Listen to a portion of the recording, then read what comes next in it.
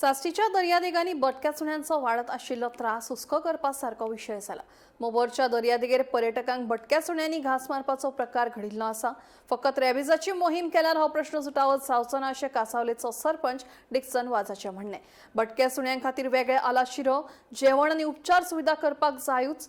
बटक्या सुण्यांक धरपा खातीर वेगवेगळ्या पंगडांनी पर्यटन खातें आनी पशुपालन खात्यां मदीं वाडिल्लो समन्वयाची मागणी केल्या. पंचायती कडल्यान फावो ती सुविधा आनी मनीसबळ नाशिल्ल्यान पर्यटन हंगाम सुरू जावच्या पयलीं सरकारान बेगोबेग उपाय काडचो अशी मागणी नेट धरता.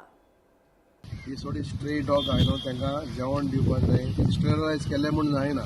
तांकां जेवण दिवपाक जाय, पापिजां पोसपाक जाय, तांकां केअर करपाक जाय, तांकां मेडिकेशन दिवपाक जाय आनी तेन्ना हें तुका कंट्रोल जातलें. बट सो फार सरकार कोतात म्हाका दिसना इट इज इफेक्टीव एनीमोर. आमच्या गांवांत देखून आमी एक डॉग शेल्टर केला. म्हाका दिसता आतां सिजन कॉमेन्स जावचे पयलीं सरकारान very aggressively tourism department specially on the coastal belt आणि animal husbandry. I think animal husbandry is only doing mission rabies and they are supporting only the vaccination and sterilization. But immediate steps म्हणतात ते stray dogs you have to control it.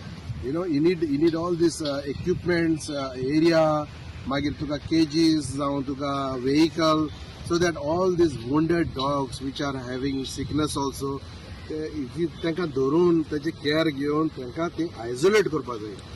I think Supreme Court guidelines also very strictly, very specifically सांगता तुका सगळ्यांनी care घेवचे. We are ready, municipality must be ready, but this is a major issue and of course being Goa a tourism state हे उपकार ना.